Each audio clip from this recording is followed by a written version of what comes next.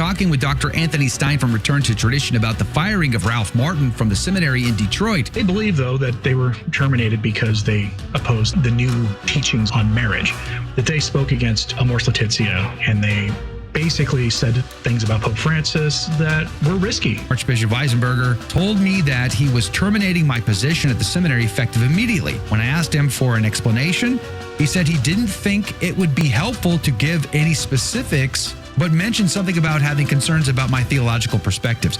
What was he doing? He defended the church's teaching on marriage. You ever notice that it's always those who defend the traditional teachings of the church who get in trouble? People in his category do not rock the boat. The fact that he said that was like, wow, if Ralph Martin is saying it, you know you've got big issues.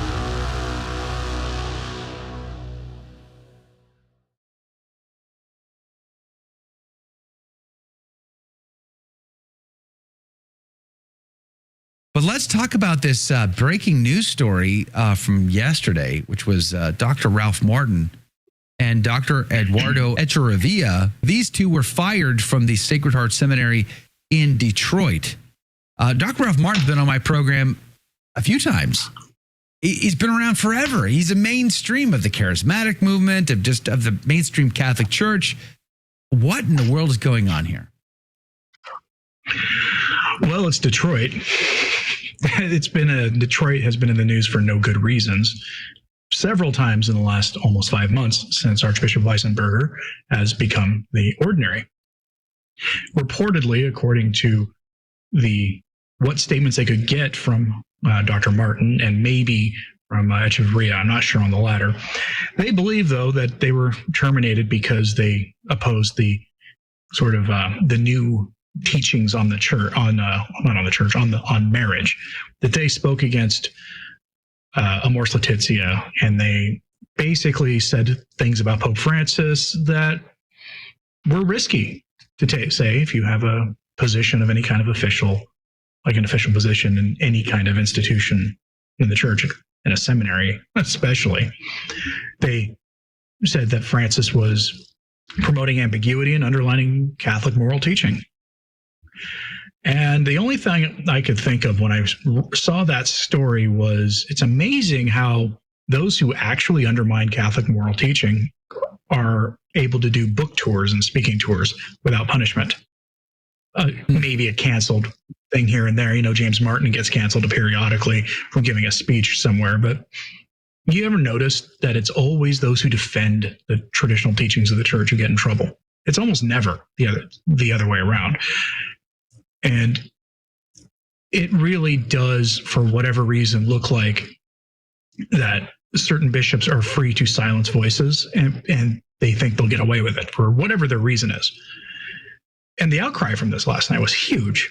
I mean, it was instantly viral when they canceled one of the more popular EWTN hosts, because Ralph Martin is on EWTN. Do you remember what the name of his show is, Joe? But he's on EWTN, which is, I know, news to some people in Rome. EWTN is not a radical outlet by any stretch of the imagination. Yeah, not even. It's close, very, yeah, very mainstream. This isn't, as if you gave I don't know, some set of a contest, a show on EWTN or something. It's not like that. This is as mainstream in the church as it gets. The problem is when you defend the church's teaching on morality in the aftermath of fiducia supplicans. How many people are not fiducia supplicans? Amor Laetitia. I often get the two confused, but how often did we see after Amor Laetitia people get canceled from Catholic Answers and from a whole host of other organizations? There were public speakers whose careers were over because they chose to point out the problems with that document. And here we are years later, almost a decade later, and you can add Ralph Martin's name to the list from the looks of it, because he said there's the ambiguity in these things is dangerous and leads people astray. It's amazing. Yeah, it's shocking, actually. This is the response that Dr. Ralph Martin sent to the email list of the Renewal Ministries yesterday. He says, after consulting with the Renewal Ministries chairman of the board, Deacon Dan Foley, Executive Vice President Peter Herbeck, and Vice President Pete Brock, I have decided to release the best explanation I have regarding my recent termination from Sacred Heart Major Seminary. My decision to share this is based on widespread dissemination of the news since my firing and that of my fellow professor, and my belief that our colleagues, friends, and supporters deserve an explanation. Yesterday, Archbishop Weisenburger told me that he was terminating my position at the seminary effective immediately. When I asked him for an explanation, he said he didn't think it would be helpful to give any specifics, but mentioned something about having concerns about my theological perspectives. How could you fire somebody and not give specifics and then not expect to be sued over that? Like, you're firing me, but you're not going to tell me why? It's a matter of justice. And this is what I said in my live stream this morning. I started this subject by talking about how the Catholic blog Mesa and Latino, one of the biggest independent news sites in Europe, focusing on the church in Italy and Europe more broadly, they got Traditionis Custodes news well before anybody else did, and on a bunch of other issues too. And their blog was shut down by Google for a hate speech violation with no reason given. And as people who are on YouTube, Joe, you and I know that when you or I violate some rule and a video gets demonetized, they don't really tell you why. They don't tell you what you did. They don't tell you how to fix it. They just tell you, oh, you broke this rule and now you can appeal it, but you don't know what you did. It's a form of censorship. And this is the same kind of thing we see here. It's a matter of justice to be told what it is you did wrong when you violate a rule or a cultural norm and how to fix it. But unfortunately, it looks like he was fired without even warning. He said, if you read his account of this, it looks like it just came out of the blue. He was shocked. Just got to work one day and was told he didn't have a job anymore. Normally, in a normal workplace, there's a kind of a process where management, or if you're, I would imagine in a seminary, maybe just working with the seminary president directly or with the bishop, there would have been a meeting as part of a normal bit of due process for a workplace where you're called and say, look, there's a problem here and we need you to fix it or walk away. Here's how you can go about fixing it. And we'll put you on probation to see if you fixed it. That is the normal way these things are done. If you've ever had a normal job and lost a normal job, you know that these things rarely happen. You're rarely terminated on the spot unless you really messed up. Unless you did something really egregious. Now, the counter argument is, well, he criticized Pope Francis. You can't criticize the Roman pontiff. It's firing on the spot because as Catholics, you're not supposed to do that. That could be the counter argument. But again, what was he doing? He defended the church's teaching on marriage. Yeah. He did that right here on the show. The last time we had him on, we were talking about all of the issues coming out of Fernandez and the Vatican and how he was saying the quiet part out loud. You and I talk about this stuff all the time. Like we're kind of in that category of people who criticize these controversial issues. Ralph Martin was never that guy. He spent his career in the mainstream Catholic faith. He was a big part of the charismatic renewal movement within the Catholic Church. His books have been widely read all over the world by Catholics. And for him to say the quiet part out loud, that was what was the most inspiring to me. Like people in his category do not rock the boat by definition. Do you see what I'm saying? Like the fact that he said that was like, wow, if Ralph Martin is saying it, you've got big issues. There's big problems. If he's the guy talking about it. And hats off to him, Mike. I was really inspired by his courage. But now, with the Archbishop punishing him after Francis is gone, God rest his soul, and especially since Archbishop Weisenburger has now closed the doors on traditional Catholics in his diocese, obviously all are not welcome there. Like the vindictiveness knows no bounds, Dr. Stine. That's a telltale marker, isn't it? It is. That's why I was calling it a matter of justice. You have a right to know what it is you've done wrong when you're losing a job or when you're in danger of losing a job. Just canceling people out of the blue, especially, again, Dr. Ralph Martin's a name that isn't ever associated with controversy, other than maybe if you've got issues with like the charismatic renewal or something, then okay. But beyond that, he's not, again, as you said, he wasn't going on to his show every day talking about how bad figure X, Y, or Z are in the Roman Curia. He wasn't talking about church politics as far as I've ever heard. But he did dare to say the current teachings on marriage in the church are a little ambiguous and could be leading people astray. And I guess that's too much for the bishop of Detroit at this point. By the way, Echeverria, I think that's how you say his name. I want to say his name correctly. Mm-hmm. Anyway, Echeverria told the Register no reason had been provided to him for his termination and that he could not say more due to signing a non-disclosure agreement. So he signed an NDA. I didn't hear anything about Ralph Martin signing an NDA, which I think that also is interesting and telling to me. I wonder if there are severance packages involved in exchange for those NDAs. But he also not given a reason. So I have to believe there's going to be a lawsuit or something after this. Maybe a canon law case. I'm not sure. Do you think they have any recourse?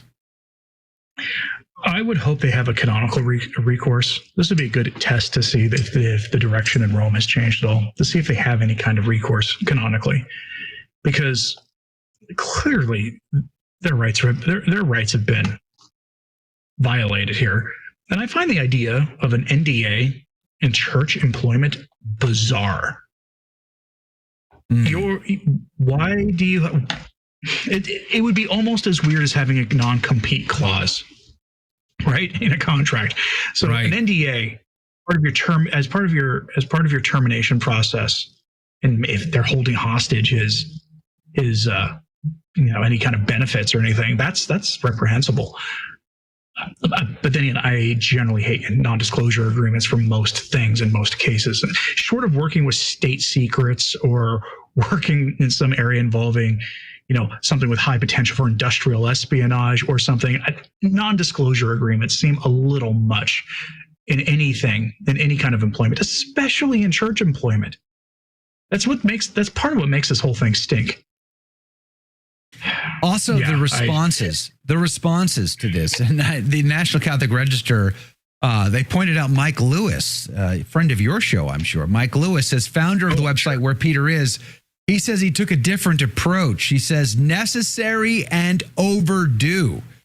He says it was a scandal that these men were involved in the information involved in the formation of seminarians after the way they wrote and spoke about Pope Francis, wrote Lewis, who is known for his harsh criticism of those he perceives as disloyal to the late pontiff. What about being disloyal to Christ and to his church and to the revelation that he has given to the world through that church over the millennia? What about loyalty to that? It seems that Dr. Ralph Martin knew that there had to be a choice, and you got to choose wisely. You brought up this story, Dr. Stine, and I want to get back to it. And that's this blog that got canceled by Google. It is now being reinstated. I want to get into the specifics of why they were canceled in the first place. Can you get into that? Well, I sent your producer an article from Complicit Clergy that actually reproduces part of that interview and better translation than we can get with just a simple web browser extension. But the short version is they had an interview with a Monsignor Nicola Bucks, who is a priest who worked in the Roman Curia under Benedict XVI. He's a liturgist, a theologian, among other things. And he had some hot takes in this interview about synodality and about the traditional mass and other things that should not be of any remote concern to Google at all. Right. And yet, for whatever reason, Mason Latino, immediately after that interview was published, had their website pulled for violating the hate speech policies of Google, a blogger, which is run by Google. Amazing. And it makes you wonder because, I've talked about synodality and the Latin Mass on my YouTube channel, which is, YouTube is part of Google. And when talking about those things, I never have problems because Google doesn't actually care about that stuff. They really don't.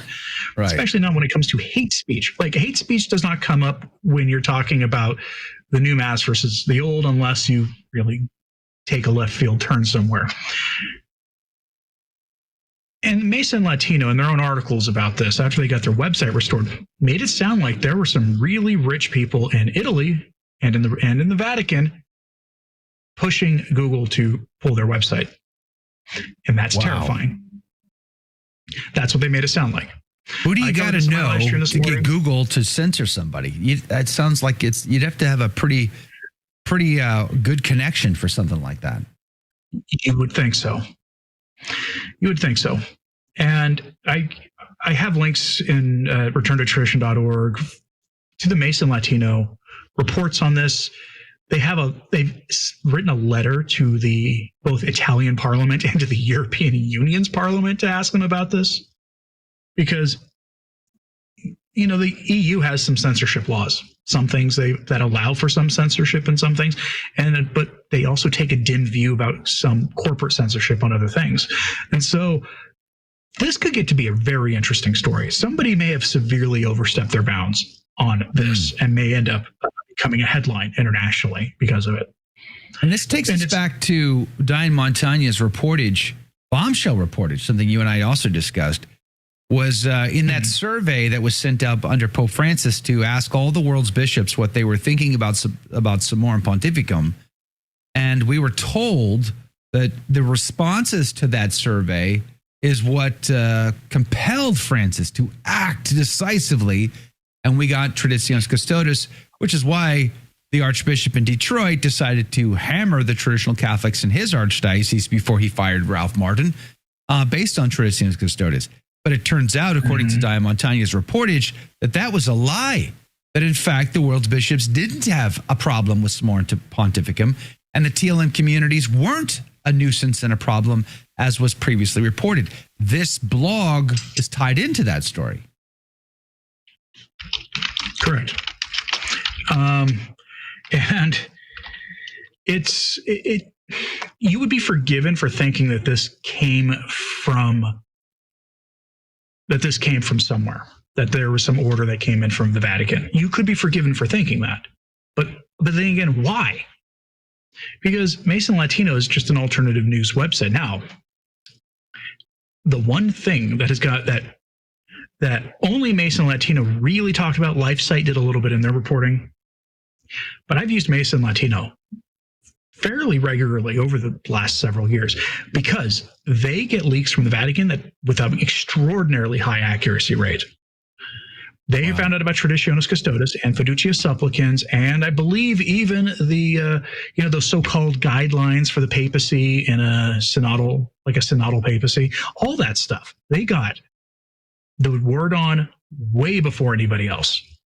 And last year, it became obvious that there was an attempt in the Vatican to plug the leaks. You start getting these wild stories coming out about Francis was going to do X, Y, and Z, things that didn't end up happening. Some of them pretty outlandish. For example, the most outlandish rumor that came out in the last year from the Vatican, and it was told to people who had a high track record before, was that Francis was going to appoint a coadjutor pope. And you can understand why that set the internet on fire just a little bit. I remember. And the problem is, yeah, you remember that story. I didn't report on it because I was like, no, this doesn't pass the sniff test, even though, strictly speaking, there's precedent in church history. During the pornocracy, several of the popes of the pornocracy, which were widely considered to be among the worst in the history of the church, actually just said, nope, this is the next pope. After I die, you don't get to choose, and named them their coadjutor when they were too ill to keep going.